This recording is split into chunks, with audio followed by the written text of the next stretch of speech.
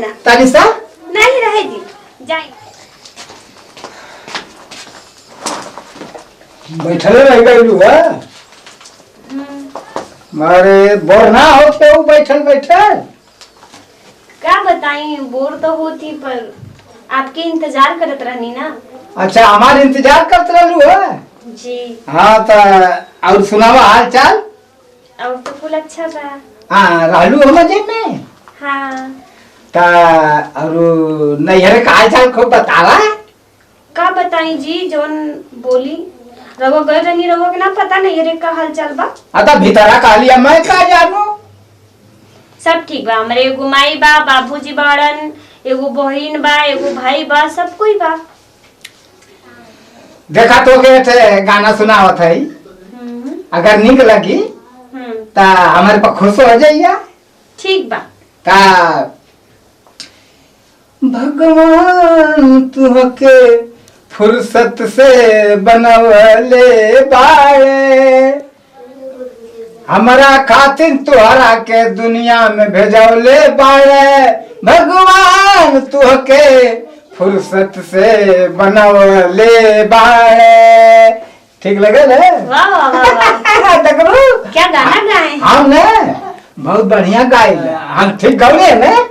हाँ त तोरो आओ तो तोरे आवेला ने हाँ हाँ त सुनावत है हमरा खातिर तोहरा के दुनिया में भेजवले बाड़न भगवान बड़ी फुर्सत से तोहरा के बनवले बाड़न।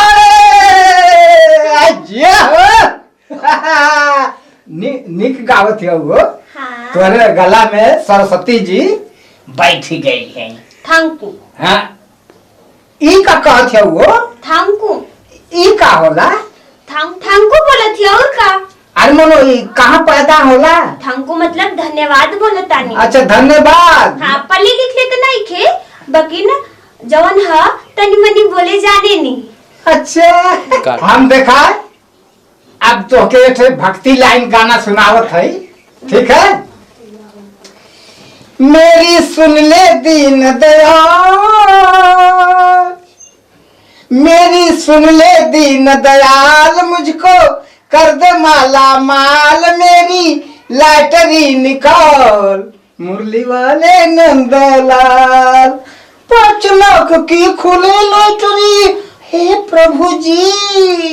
अरे 5 लाख की खुले लॉटरी फिर ढूंढूं घर वाली आहा आहा। अरे दिल्ली यूपी सूर उड़ीसा या निकले मद्रास मैं भी चलूं सेठ की चाल मेरी लॉटरी निकाल मुर्गी वाले नंदलाल।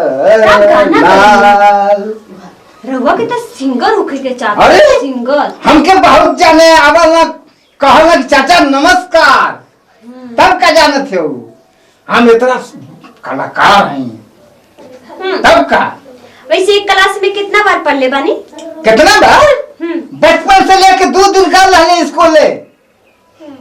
हमार तो बाबूजी कहे ना अगर जड़ मजबूत करे के होखी तो एक क्लास में 1 से 2 बार और 2 से 3 बार पढ़े के चाहिए।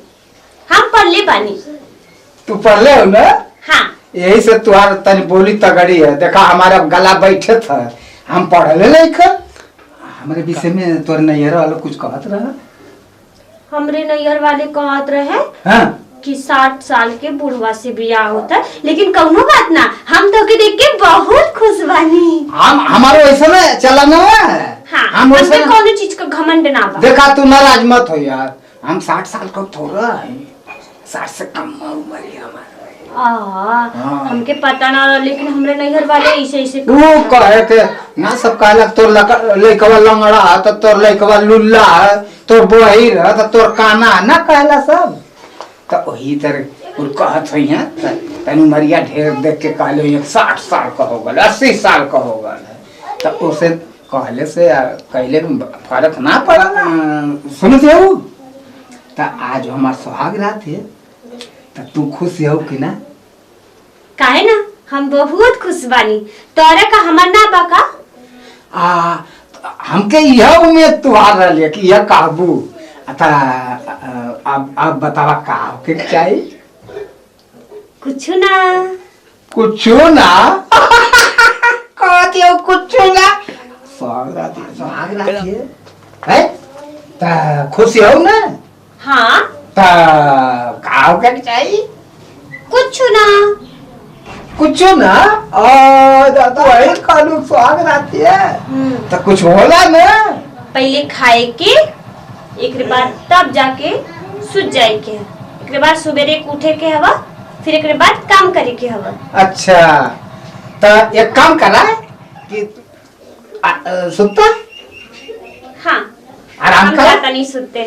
सुता। सुत जाई रहो।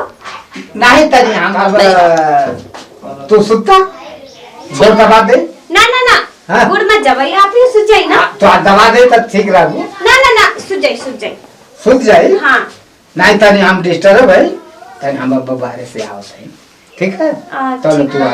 आराम कर गोड़ ना दबाई नहीं ना ना तनी सा नहीं रहे दी जाई। चल जाई हाँ जाई जात है अब तू सुता ठीक है ठीक बा जाई। त सुता थे हाँ हाँ देरी से सुत पू हाँ, अब आ जात है जाई। हम अब आ जाते हैं तो सुता हम अब आ जाते हैं हाँ हाँ ठीक है हाँ हाँ नाराज ना रहो ना ना हम जाए हम जाना थे कौन से अपने अब आवत है ना सुता सुता अरे बाप रे ये बुढ़वा तो हमार माथा का हमार तो किस्मत फूट गई कि बुढ़वा से बियाह हो गई।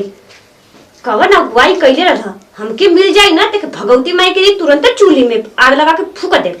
बाप रे बहने अपने भाई के बुलाई दरवाजा बंद करके सुता थी आई के बाद जो बहने चल जाई।